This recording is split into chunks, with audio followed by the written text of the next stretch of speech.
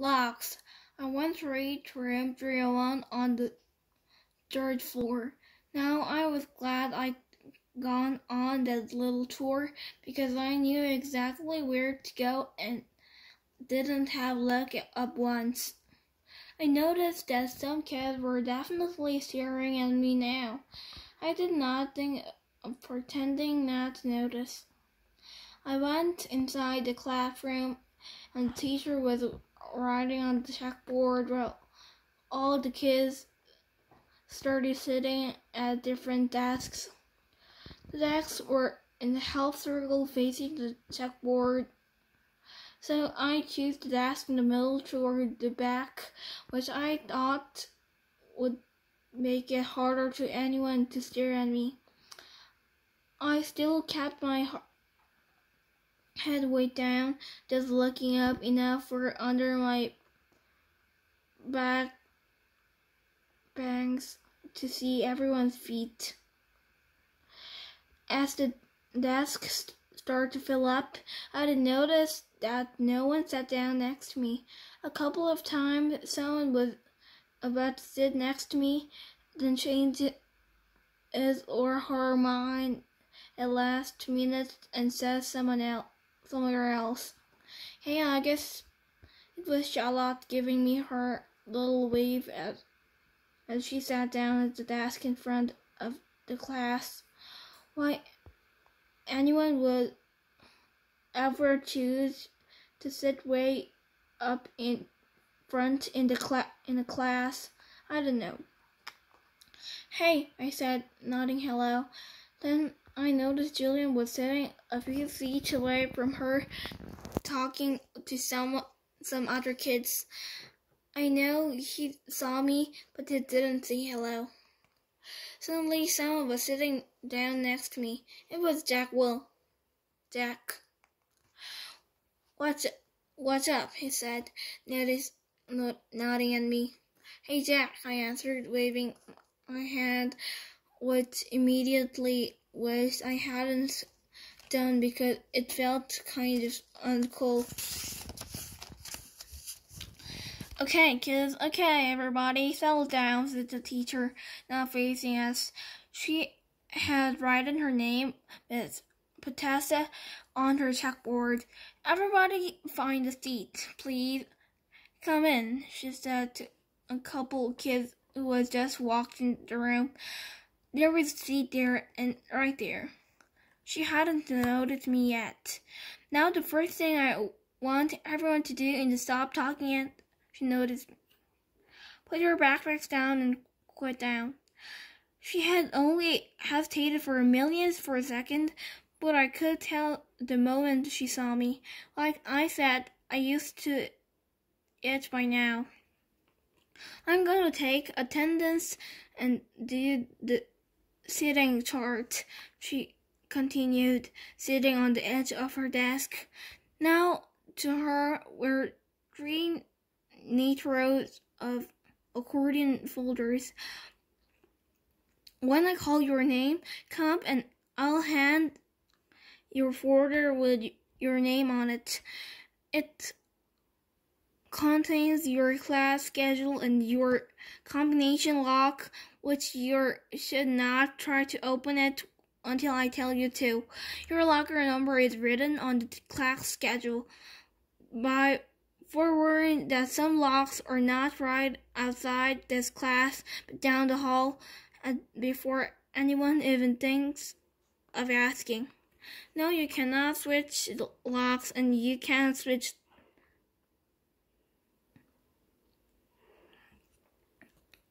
lockers, and you can't switch locks. Then, if there's time at the end of this period, we're all going to get to know each other a little better, okay? Okay.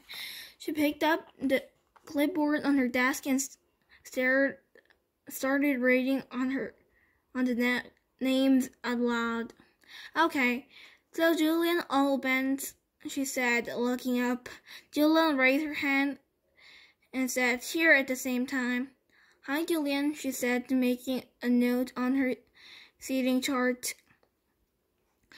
She picked up the very first folder and held it out toward him. "Come pick up," she said, kind of no nonsense.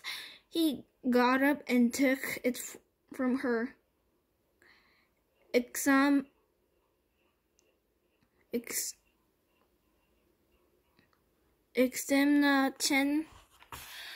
She handed a folder to each kid as she read off the names. As she went down the list, I noticed that the seat next to me was the only one still empty, even though there were 2 kids sitting at the desk just a few seats away. When she called the name of one of them, a big kid named Harry Joplin, who already looked like a teenager, she said, "Henry, there's an empty desk right over there. Why don't you take that seat, okay?" She handed him the folder and pointed the desk to mine. Although I didn't look him directly, I could see how he did not want to move next to me. But by the way, she dragged his backpack on the floor and came over like he was moving in slow motion. Then he plopped his backpack up really high on the right side of the desk, so it was kind of like a wall between his desk and mine.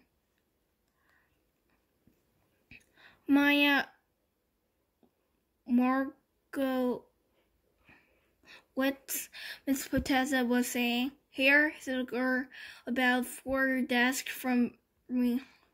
"Well, nerdy, here," said the kid that had been sitting with Henry Joplin.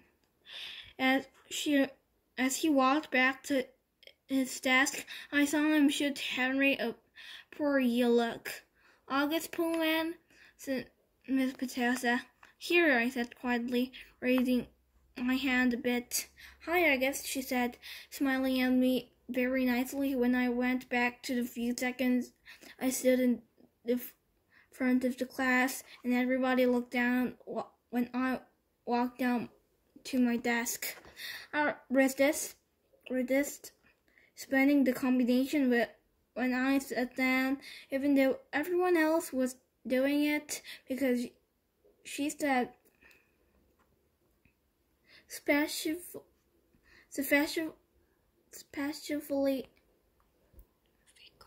speakily told us not to. I was already pretty good to open locks anyway, because I've used that on my bike. Henry kept trying to open his lock, but couldn't do it. He was getting frustrated and kind of cursing under his breath. Miss Potessa called out the next few names. The last name was Jack Wolf. After she handed Jack his folder, she said, "Okay, so everybody write your combination down somewhere safe that you won't forget, okay? But if you do forget, which happens at least 3.2 times for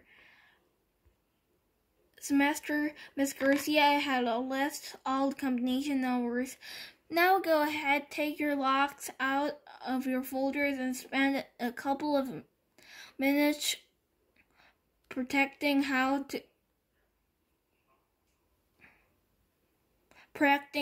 to open them, though I know some of you went ahead and did that anyway." She looked at Henry when she said that.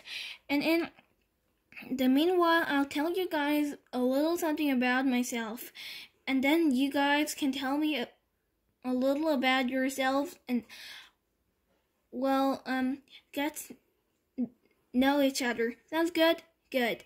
She smiled at everyone, though I felt like she was smiling at me the most. It wasn't a shiny smile like Miss Garcia's smile, but a normal smile, like she meant it to look very different from what I thought teachers were going to look like. I guess I thought she looked like Miss Fool from Jimmy nourishing an old lady with big bun on top of her head. But in fact, she looked exactly like Mothma from Star Wars Episode 6. Haircut kind of boys and big white shirt and shirt kind of like a tonic. She turned around and started writing on the chalkboard. Henry still couldn't get his lock to open, and he was getting more and more frustration every time someone else popped one open. He'd get really annoyed when I was able to open mine on the first try. The funny thing is, if she hadn't pulled on her backpack between us, I most definitely would have offered to help him.